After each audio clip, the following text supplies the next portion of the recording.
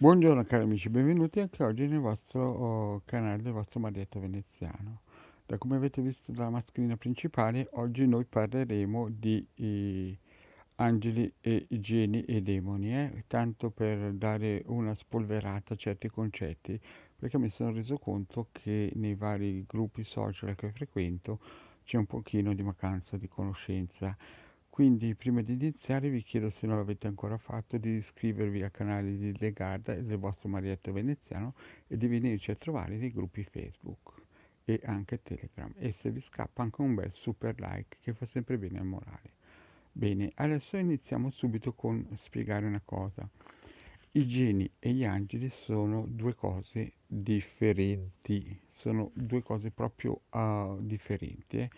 Gli angeli sono stati creati dal creatore, da quello che viene chiamato nelle religioni Stato il Dio, oppure in alcuni gruppi misterici la Keter.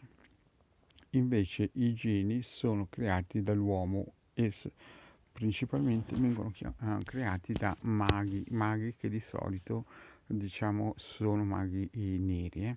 Bisogna capire anche che ci sono tre tipologie di maghi che si distinguono. Ci sono i maghi bianchi, che voi sentite sempre nominare, i maghi neri, i maghi rossi. I maghi rossi non parlano di magia d'amore, ma sono l'unione fra il nero, il mago nero e il mago rosso, cioè praticamente possono usare tutte e due le tipologie di magia. Però nella categoria dei maghi neri c'è quella più tremenda, che è quella dei negromanti.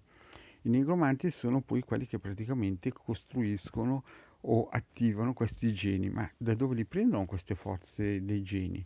I geni non sono altro che praticamente degli altri negromanti o altre persone che quando lasciano questo piano materiale vanno nel basso astrale, e i negromanti hanno una cultura e una conoscenza per cui gli è facile andarli a prendere e a plagiarli in modo che possano servire il negromante. Ma il negromante da dove prende questa forza? Questa forza e conoscenza la prende praticamente dai demoni. Questi demoni che vengono creati dal creatore sono sempre esistiti e sempre esisteranno, ma l'uomo occidentale li ha antropoformizzati, cioè nel senso gli ha messo le ali, gli ha messo la testa di Capricorno e quant'altro, però nella realtà sono forze che bilanciano l'universo. Gli angeli anche sono forze e non hanno le ali, e quindi praticamente queste due forze bilanciano l'universo, però i negromanti fanno dei patti con questi demoni, con queste forze, e praticamente queste forze gli danno le conoscenze per poter tenere schiavi queste persone che male hanno fatto il male, diciamo, se si può chiamare male, di essere molto materialisti, di correre dietro alla materialità, al lusso, alla lussuria, a tutto quello che li lega a questo piano materiale molto basso a livello vibrazionale. E di conseguenza, quando lasciano questo piano, vanno nel basso astrale, come vi ho già spiegato in altre pillole, e non sempre, ma alcune volte perdono la loro capacità di distinguere, la possibilità di risalire la scala gerarchica vibrazionale, perché dall'altra parte ci sono dei piani vibrazionali. Quindi quando un'anima resta troppo tempo nel basso astrale, oltre che a diventare a sua volta schiavo del negromante, che a sua volta quando morirà diventerà schiavo, perché per poter avere questi doni bisogna fare un contratto con questi demoni, con queste forze demoniache. A questo punto c'è la facilità, prima di tutto, che non riescono più a risalire la scala vibrazionale, e in più di rimanere dei geni in eterno o per molti miliardi di anni. Non è sempre detto che una persona che vada in basso astrale non riesca più a uscire, però i negromanti, presi da questo, che non si può dire una malattia mentale, però insomma, presi da questo oh, ego, presi da questa forza più che non riescono a dominare perché vogliono questo dominio della materia, vogliono essere i primi della classe, praticamente non si rendono conto che stanno scavando la fossa proprio per loro. Praticamente questi geni, quelli di basso livello chiaramente, perché ci sono anche geni di altissimo livello vibrazionale, che però non sono angeli, ricordiamoci bene la differenza. I geni praticamente sono delle anime che non si sono potute evolvere e sono rimasti alcuni nei bassi piani astrali, altri chiaramente in piani molto più alti, però non hanno potuto seguire la strada dell'evoluzione dell'anima, che è quella di diventare all'eguaglianza della forma del creatore.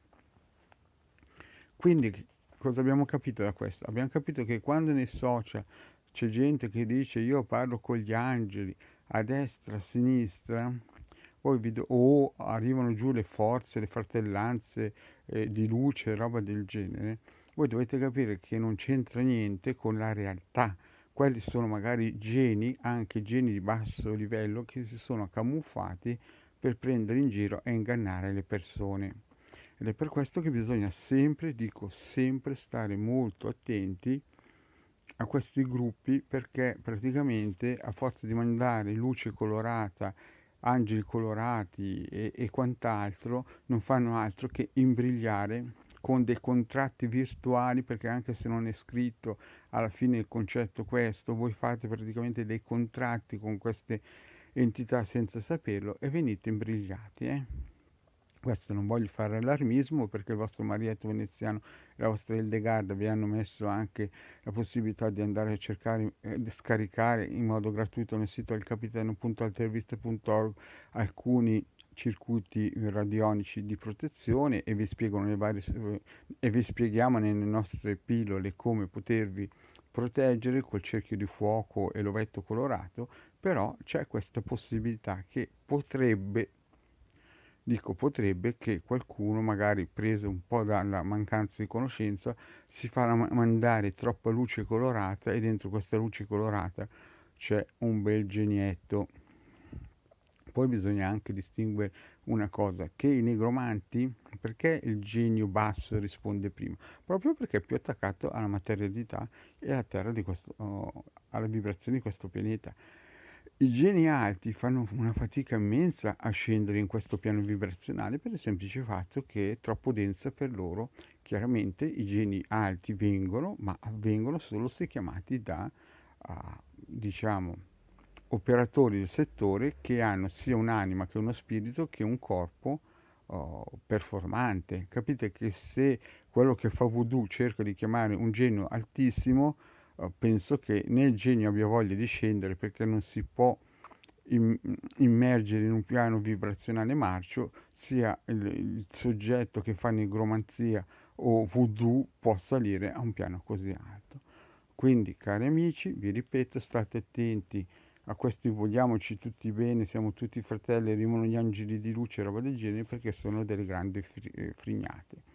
Il vostro Marietto ha finito qui la vostra pillola, vi chiede, se non vi siete ancora iscritti, di venirci a trovare nel gruppo Facebook e anche nel gruppo di Telegram di Hildegard e Marietto Veneziano, e se non l'avete ancora fatto, di iscrivervi al canale di YouTube di Hildegard e Marietto Veneziano. Grazie cari amici, e alla prossima, ciao!